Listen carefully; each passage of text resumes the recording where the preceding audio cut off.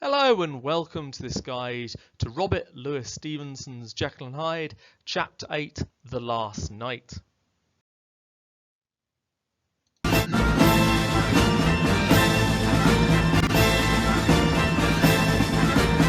What is this feeling of power and drive I've never known? I feel alive. Where does this feeling of power derive, making me know why I'm alive? Like the night, it's a secret, sinister, dark, and unknown. I do not know what I seek, yet I'll seek it alone.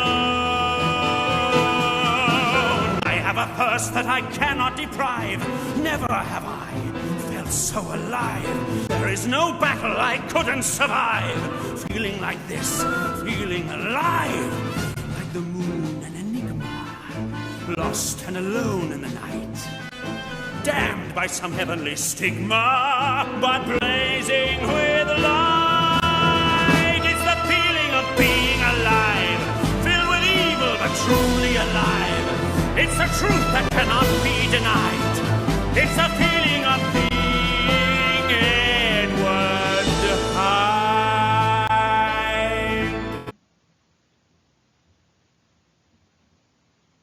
This is our user's guide then to this resource. Please take a look at this and pause the video if you haven't done so, use one of these before to see how best to use the information that I'm going to give you today. As normal, we're going to look at the 3 assessment criteria. That would be AO1, understanding what the book or novella is about. AO2, looking closely at its language, its form, and something about its structure. And lastly, AO3, its context, which means the time it was written, something about Stevenson himself, and how it fits into Victorian society. As normal, we're going to be covering all the central themes of Jekyll and Hyde and looking a bit more closely at which ones appear in this chapter. So, what does Stevenson want us to remember about Chapter 8? Stevenson's most tense chapter. He wants us to remember the build-up of tension and the violence that's needed to stop Hyde. Chapter 8 is all about the tension and the slow build-up as Artisan and Poole finally get close to understanding the mystery of their friend Dr. Jekyll.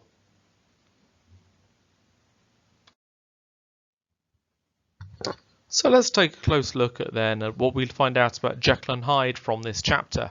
Well, both characters are described here. We have Hyde being described as a thing that begs, slipped out, whipped, like a rat, dwarf, creature, and having a quick, light way, and a masked thing like a monkey. But we also have Jekyll appearing too. Cries to heaven, poor soul, tall fine build, like a woman or lost soul, self-destroyer.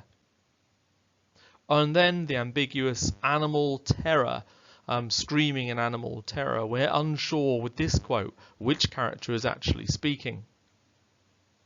Stevenson once again has both sides of Jekyll appear in the same chapter, yet Hyde is now clearly monopolising his character with far more description given over to his Hyde-like tendencies. Words such as cries, soul and like a woman all help us imagine Jekyll as weak and helpless, yet Hyde appears repeatedly like a creature or rat, portrayed throughout the chapter as acting in a secretive, criminalised way. By the end of the chapter, Stevenson increasingly blurs the descriptions, so it's unclear which character is being described, and we are left wondering who is shouting with animal terror. Of course, in this chapter we have a quite graphic description of Hyde's deceased body lying in the laboratory as Artisan and Poole storm in. Right in the mist there lay a body of a man sorely contorted and still twitching.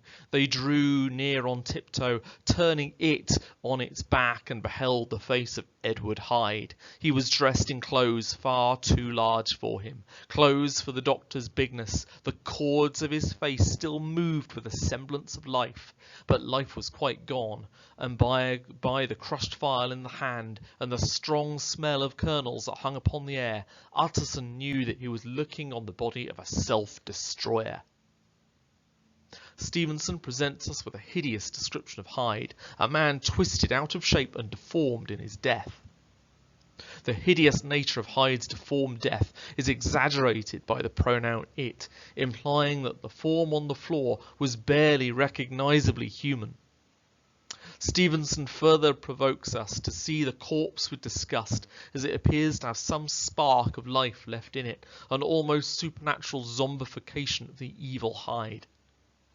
Stevenson makes clear Hyde's evil as he is a self-destroyer, a man who took his own life in suicide rather than face Utterson or God's justice. Okay, let's find out a little bit more about Chapter 8. In Chapter 8, sometime later, Mr. Poole calls Mr. Utterson over to Jekyll's house. He reports that some man is in Jekyll's laboratory, and it's not Jekyll. Mr. Utterson is confused why the assailant would be sticking around after a crime. Mr. Poole informs Mr. Utterson that that voice has been sending him all over town looking for one specific ingredient. Utterson wonders if Jekyll has some strange disease that changes him. The butler says that the man looks similar to Mr. Hyde. Utterson and the butler eventually break into the laboratory and find a dead Mr. Hyde who is wearing Dr. Jekyll's clothes. They also find a huge mirror, which is out of place for a laboratory. Utterson finds 3 documents. One is a new will that leaves Jekyll's estate to Utterson. The second is a note dated that day, which tells Utterson to go home and read the letter from Lanyon. Third, there's a sealed envelope. So what do we learn from Chapter 8? Utterson's at home when a distraught Poole arrives and needs his help.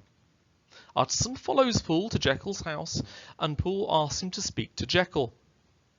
Jekyll appears to be desperate for ingredients. Both men think Jekyll sounds strange and agree it must be Mr. Hyde inside. They agree to break in and find Mr. Hyde almost dead on the floor with no sign of Jekyll. On the table there is an envelope addressed to Utterson. It's a will that leaves everything to Utterson, a request to read Lanyon's earlier account and Jekyll's own accounts of the situation. The novel is filled with dramatic tension as Stevenson explores class and the equality of fear and repression as the servants are scared to do anything, but Utterson and Poole unite to bring down the evil that is Hyde. In Chapter 8 of Dr. Jekyll and Mr. Hyde, sometime later, Utterson is sitting home alone when Jekyll's butler, Poole, visits him. Poole is terribly afraid something has happened to Jekyll, but won't say what. He asks Utterson to come with him and investigate. They leave immediately, and when they arrive at Jekyll's house, the rest of the servants are assembled and frightened. Poole brings Utterson to Jekyll's lab door and calls into Jekyll, telling him Utterson is there to visit. But Jekyll refuses to see Utterson. Poole brings Utterson in private and insists that it is not Jekyll's voice and that someone did away with Jekyll 8 days ago. When Utterson challenges the story, Poole offers evidence. Jekyll sometimes leaves written orders for his servants, but this stranger only communicates with the notes. Poole shows him one of the notes written to a chemical merchant. The tone of the note is demanding, even desperate. In addition, Poole has caught a glimpse of the man in the lab. He explains that the man is too small to be Jekyll, and the person wears a mask. He is sure that Jekyll has been murdered, and the two agree it must be Hyde in there. They decide they will break down the lab door and prepare the servants in case he tries to run away. Utterson arms himself with a fireplace poker while Poole gets an axe. They go to the door, and Utterson demands to see Jekyll or he will break down the door. The man begs them not to, but they hold firm, and Poole chops through the door. Once it is down, they find Edward Hyde. He has poisoned himself and is near death. Poole and Utterson search, but they can't find any trace of Dr. Jekyll. They do find some chemical, which Poole identifies as the drug he bought Jekyll. On another table, they find an envelope addressed to Utterson. Inside there is a copy of Jekyll's will, which has been changed to leave everything to Utterson instead of Hyde, and a note to read Lanyon's letter. The letter is brief and says mainly that Jekyll has disappeared and Utterson should read the enclosed account. So let's now look a little bit closer at this chapter and look at some valuable extracts from it. The first one here then is a description of Poole when he first arrives at the door. Stevenson presents us with a picture of Poole at the start of the chapter, which repeats the effect Hyde had on Lanyon. The infection of Hyde is growing round London and now has invaded the servants. Stevenson implies to us the effect of repression as a curse that Poole must bear, as he feels he must admit his sins as a member of Jekyll's household and repent to Utterson. Poole's difficulty in communicating is clear. He is fighting his responsibility to his master with his own moral judgment to do what's right. Utterson's fixation with Poole's lack of wine is a result of his stereotyping of class. Offering a butler wine was very rare and suggests a bond of trust between the two men. Poole not having the wine implies his very character is shaken by the events. Stevenson deliberately has Poole convince the logical Mr. Utterson, making clear both men's battle over their addictions. Poole is now determined to satisfy his good side, his moral code, in doing what is right in God's eyes, whilst Utterson is resisting his need for truth and wants to be convinced. Stevenson gives us the image of a clear hierarchy in Jekyll's house, as orders are thrown down the stairs to servants, revealing how even the good Dr. Jekyll treats his servants behind closed doors. Stevenson repeatedly reveals Jekyll as an addict and asks us to reflect on Jekyll's mind being burned or destroyed by Hyde or his addiction. Jekyll/Hyde's behaviour here is that of an addict who is suffering withdrawal symptoms and the resulting mood swings and ill health. Stevenson appears to use Jekyll and Hyde to reveal his own addiction in his own life. The more detail we're given on Hyde's addictions, the more dangerous and animal-like he becomes. Stevenson makes clear the effect of drug taking on society. The alliteration, bitter bad, reflects how badly the drug is needed and Poole's distaste for it. And now let's look at this extract. Stevenson deliberately confronts us with Poole's lack of education compared with Utterson. The exploration of Jekyll's handwriting from chapter 5 is referenced and dismissed as stronger evidence is presented by Poole. Stevenson gives us an image of Hyde as a criminal whose behaviour is mysterious and sinister. He is described as slipped and digging, implying secrecy and duplicity that makes clear his intentions are not honourable. Stevenson clearly references Hyde's duplicity here, but has Poole believe that Jekyll is wearing a mask, and the irony is that the truth is the other way round, as Jekyll's gentleman qualities, his outer self, is the mask he's wearing. His real self is, of course, Hyde. Stevenson seems to suggest that Utterson is working at the truth of the mystery using the metaphor of daylight to imply that the darkness of mystery is lifting as he nears the resolution of his investigation. Stevenson gives us the image of an addict who isn't just physically transformed, but his soul is at risk from their changed behaviour and sinning. Utterson here represents the Victorian reader as they pray for the addict's recovery. Stevenson once again juxtaposes Jekyll with Hyde. Jekyll is described by Poole as tall and fine, indicating a level of respect Poole has for his master, while Hyde is whispered to be a dwarf, as Poole emphasises his deformity and unnatural state. To get a grade 8, you'll need to show you can explore a character or a situation or indeed the plot. In chapter 8, it gives you a really good chance to explore, well, is Utterson a reliable narrator? In chapter 8, we're presented by both sides of Utterson's character. Here we have a quote that makes clear Utterson's views of drugs and drug addiction. He feels that Jekyll is foolish in thinking that just finding this salt-like substance will of course cure him and make him better. He is taking the moral high ground here. Yet Utterson is also described as being a besieger, a man who causes a riot. In fact, he's shocked by his own behaviour at this point with the word appalled. This suggests then that Utterson is willing to break down or break into Jekyll's mind and his laboratory, a clearly illegal act, which contradicts, of course, his moral high ground shown earlier in the plot. From the outset then, Stevenson seems to present Utterson as the moral high ground of the book, a man who is without sin, who other characters go to for advice and support.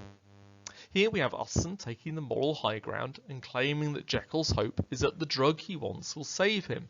But Utterson knows better and believes the drug won't be the cure Jekyll hopes for.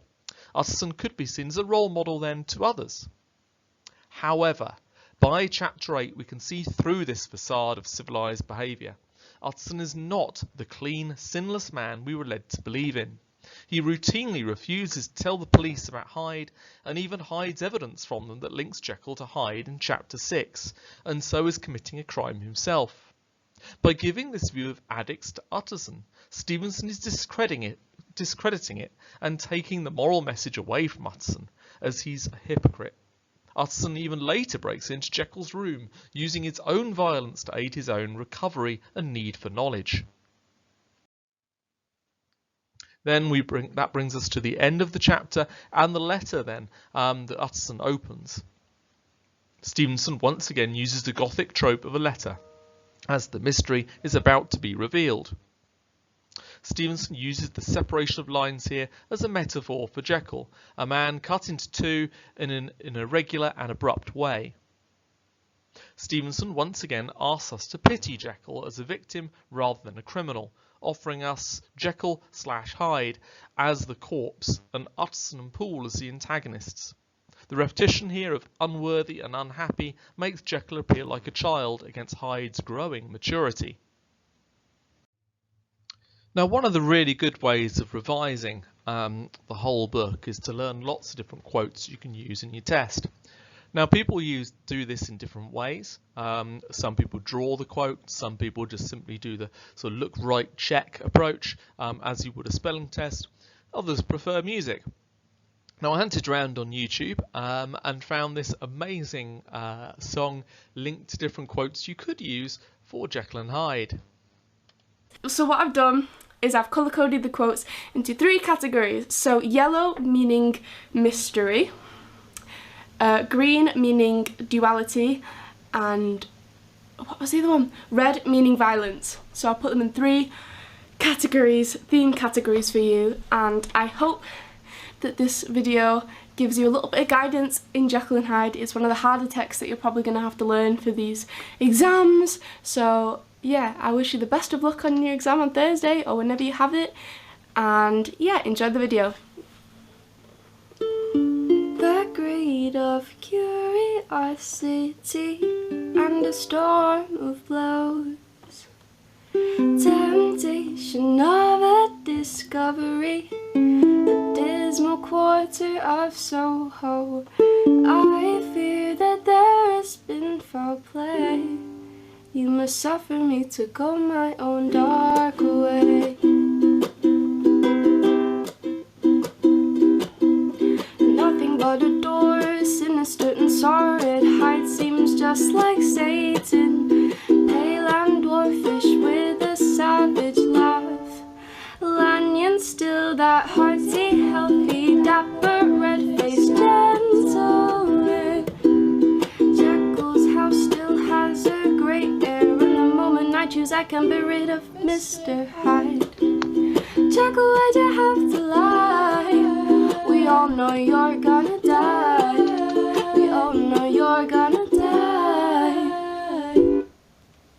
The greed of curiosity and a storm of blows, temptation of a discovery, a dismal quarter of Soho. I fear that there has been foul play. You must suffer me to go my own dark way. A fog rolled over the city, a crime of singular ferocity, brilliantly lit by the full moon. Ape-like fury broke out of bounds, clubbed into the earth. Hyde will never more be heard of, so callous and violent like he never existed. Lanyon catches a deep sea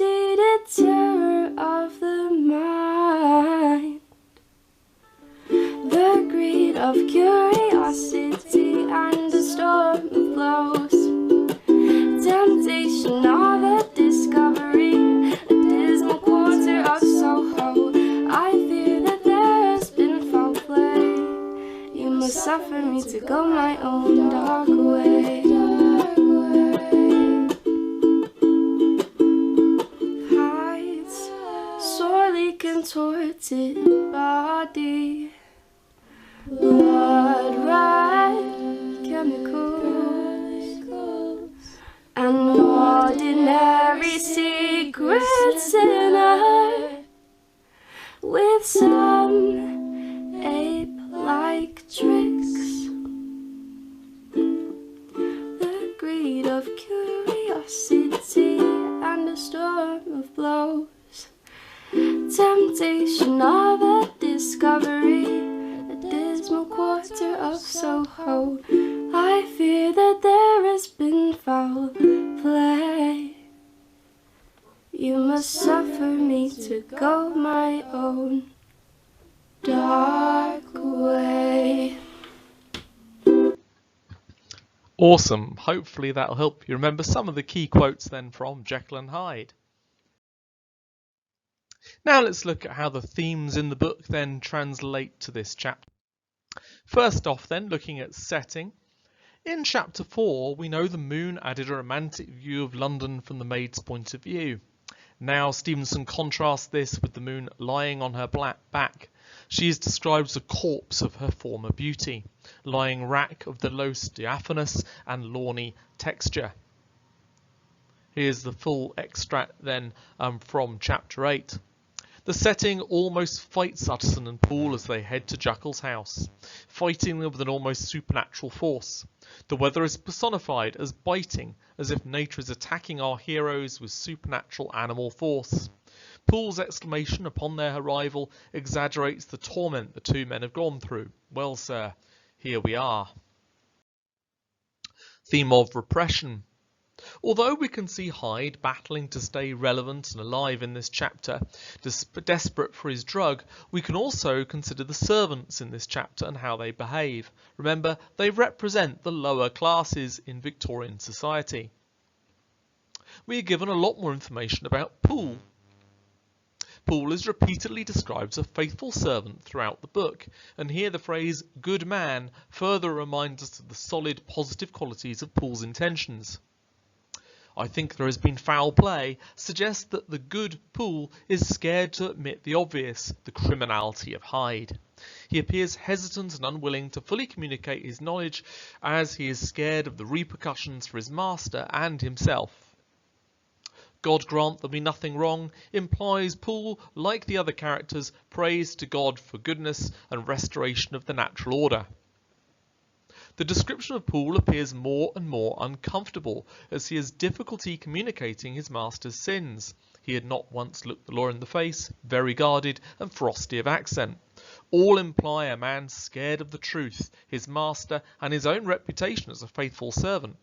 Poole wants to remain respected by those he trusts, and, when strained, he exhibits the same animal nature that the upper classes do, as ferocity enters his voice. Stevens suggests that even though the most humble servants are still victims of their inner Hyde. As we know then, Poole is an example of the servants, but he's typical of the lower classes at the time, scared and fearful of the educated, powerful upper classes. The servants are described as a flock of sheep who are seemingly unable to think or function. Instead of calling the police, they turn to Artisan, a man they trust, perhaps scared of what the police would think of them, rather than their master, the respectable Jekyll. They are scared of what their master might do if he was unhappy with them, and they lack the confidence to do what is right. Now let's move on to the theme of science. Stevenson read and heard about Darwin's theory, as we know, when he was 9, and this would have a profound effect on his life and beliefs. He repeatedly hints at Hyde's animal qualities throughout the chapter.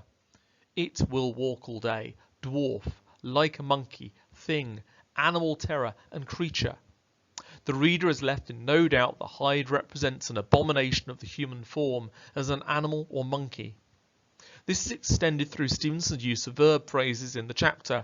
Quick light and slipped out add a sense of the sinister and criminal about Hyde's actions, which further embed the idea that Jekyll's experiments have resulted in something uncivilized and against progress.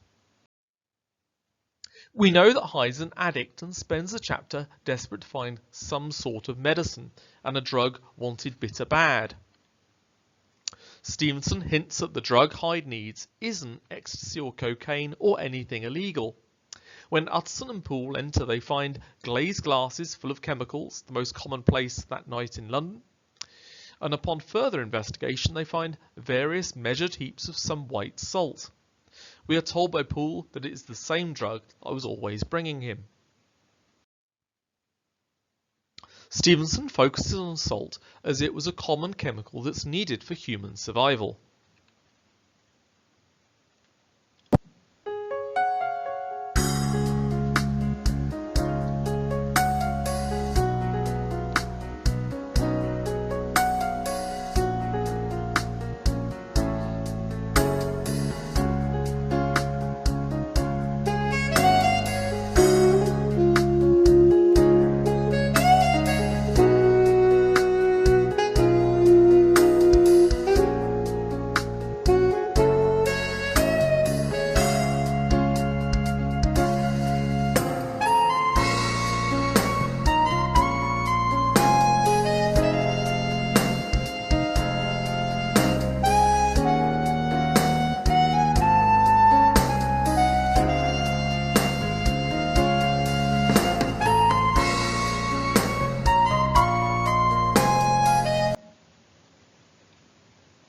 So salt is used in the human body to aid balance between chemicals and as a cure to various ailments. We all have salt in us, about 40 teaspoons in total, which implies that we all have our own Hyde inside, just waiting to get out. The theme of religion. In this chapter, it is vital to know that Gabriel Utterson, and we know why he's called that, is the force for good in the novel. Remember what we learnt about him in chapter 1. Utterson is concerned that Poole has an open letter. Sharply, how do you come to have it open? And is worried that Poole has compromised the trust with his master. In chapter 1, we are told Utterson has a catholicity of good nature, which implies Utterson always acts logically and in an acceptable way. In chapter 8, however, this goodness is tested as Utterson behaves improperly and in an unchristian manner as his addiction to truth gets the better of him. Stevenson clearly suggests once more that a good Christian man like Utterson can be broken by the stress, strain and repression of the era. The symbol of fire is used repeatedly in the chapter to emphasise the goodness and the light of God. Sitting by his fireside, the fire was built high, setting down the candle. By positioning Utterson and Poole as being carriers of the flame, Stevenson allows us to think of them as servants of God, while the rest of the house is plunged into darkness. This adds to the Gothic sense of atmosphere. However, Stevenson subverts this with the description of Jekyll's laboratory. Quiet lamplight, a good fire glowing and chattering in the hearth. These references imply that Jekyll too is godly, which further suggests to us that all the characters are half godly and good, but half plunged into shadow. There are loads and loads of references to God in this chapter. Stevenson repeatedly references God in this chapter, yet, unlike previous chapters, Stevenson now uses the word God to create a sense of certainty and goodness. The cries to God are no longer an uncaring, distant deity. Notice each time God is mentioned, it's only mentioned once. There's no repetition as there was in previous chapters. These characters are not desperate. They are confident that God is listening and will hear. Yet, then, of course, Hyde uses references to God as well. Jekyll's language and references to God are repeatedly blasphemous and against God. His language becomes crude and aggressive, begging Utterson to leave for the sake of a God that Jekyll is turning away from. Let's then take a little closer look at the link between Christianity and suicide. Stevenson courts controversy by describing Hyde, and Jekyll of course, as a self-destroyer. Stevenson enhances the belief that Hyde is evil by having him commit suicide. This is linked to the many biblical characters who are represented as evil by their final act of self-destruction. The Bible mentions 6 specific people who committed suicide: Abimelech, Saul, Saul's armor-bearer, Ahithophel, Zimri, and Judas. 5 of these men were noted for their wickedness. The exception is Saul's armor-bearer. Nothing is said of his character.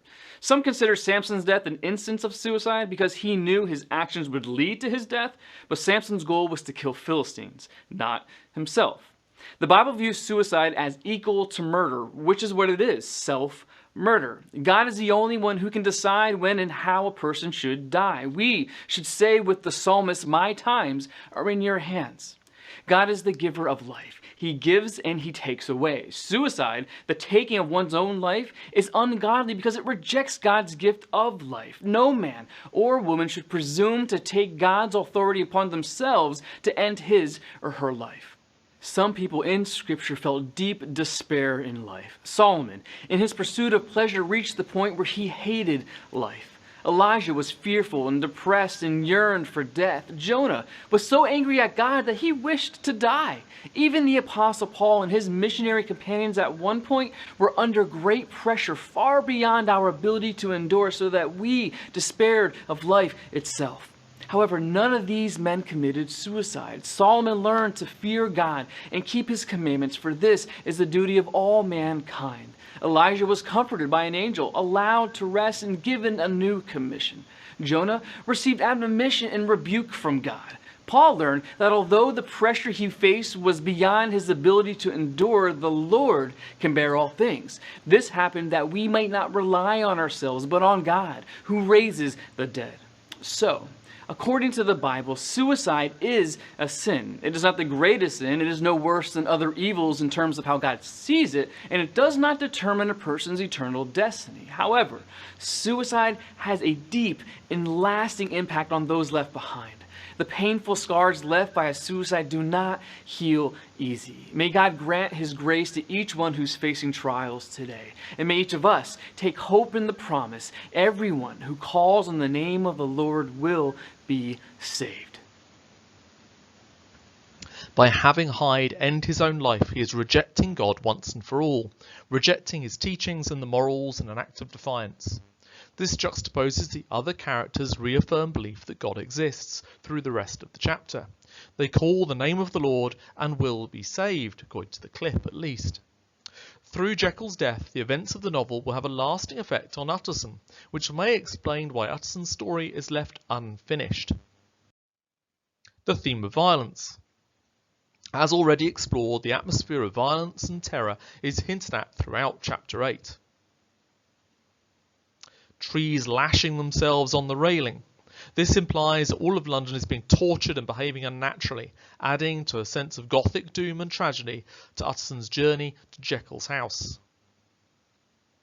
Red baize of the cabinet door. Stevenson repeats his reference to red here as a cover for Jekyll's laboratory. This reminds us of the violence inside Jekyll's mind and the flimsy barrier between what is and is not acceptable.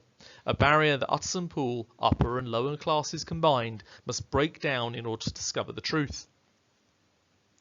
A man sorely contorted and still twitching. Stevenson describes the body of Hyde still racked with the violence of death, convulsing and spasming on the floor. It is a horrid death scene that is graphic in what Stevenson is asking us to imagine. 4 times the blow fell. Stevenson deliberately describes the violence and aggression that is needed to smash the door down to get to Hyde, reminiscent of the storm of blows from chapter 4. Utterson and Poole need to equal Hyde's animal qualities to beat him.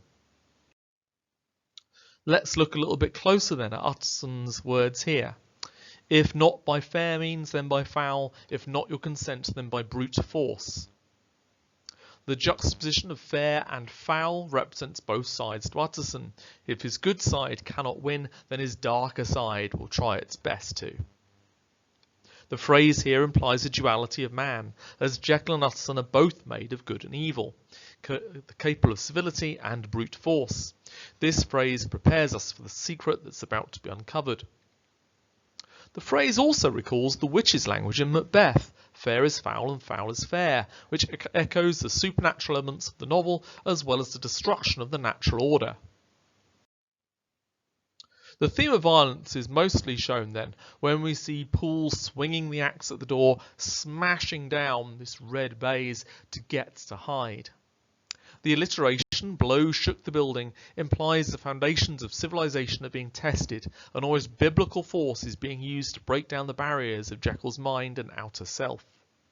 The attack here is almost symbolic, as the excellent workmanship and lock are burst asunder, and the rules of respectability are shattered, as Utterson and Poole, Jekyll's closest friends, smash open his secrets in a fit of rage that's described as a riot, implying a lack of control.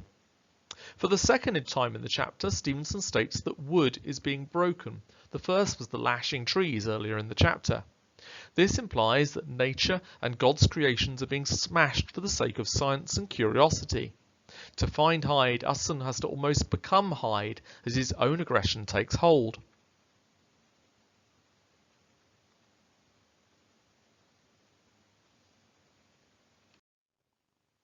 So what do we learn from this chapter? You can see here some key quotes from this chapter you could use in your essay.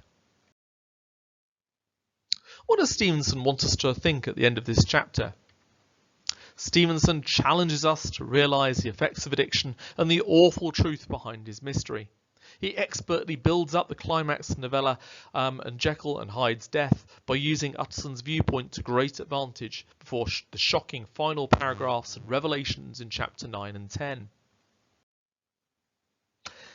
As the novella reaches its conclusion, Hyde's addiction to stay alive escalates. You can see 3 key quotes on the screen there and grade 5 explanations for each one next to them. Please pause the video and make notes if you need to. Now let's look at how we might convert those notes then into an essay. Here's our essay question for today. How is atmosphere created in the novel? Let's look at today's essay question then.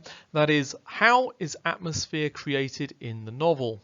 As normal, the examiner will give 1 page of the book to help you, but the beginning, the middle, or the end of the book outside of this particular page will need to use quotes that you've memorised beforehand.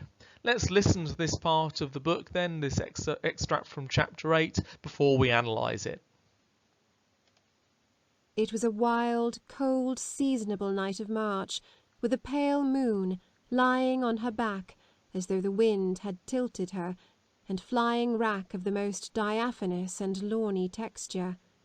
The wind made talking difficult, and flecked the blood into the face. It seeped the blood into the face. It seemed to have swept the streets unusually bare of passengers, besides, for Mr. Utterson thought he had never seen that part of London so deserted. He could have wished it otherwise. Never in his life had he been conscious of so sharp a wish to see and touch his fellow creatures. For might, there was borne in upon his mind a crushing anticipation of calamity. The square, when they got there, was full of wind and dust, and the thin trees in the garden were lashing themselves along the railing. Poole, who had kept all the way a pace or 2 ahead, now pulled up in the middle of the pavement, and in spite of the biting weather, took off his hat and mopped his brow with a red pocket-handkerchief. But for all the hurry of his coming, these were not the dews of exertion that he wiped away, but the moisture of some strangling anguish, for his face was white, and his voice, when he spoke, was harsh and broken. "Well, sir," he said, "here we are, and God grant there be nothing wrong." "Amen, Poole," said the lawyer. Thereupon the servant knocked in a very guarded manner. The door was opened on the chain, and "You, Poole." "It's all right," said Poole. "Open the door."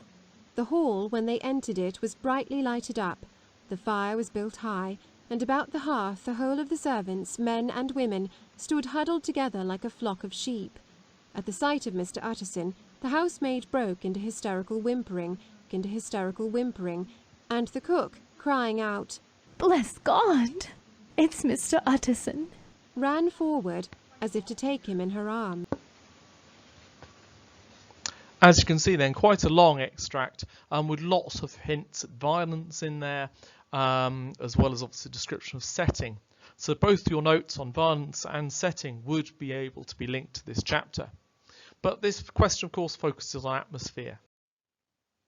As you can see on the screen there, I've highlighted in red the quotes I might want to consider using. You need to make sure there's around about 6 quotes at least from the extract, because of course these are quotes you wouldn't need to remember.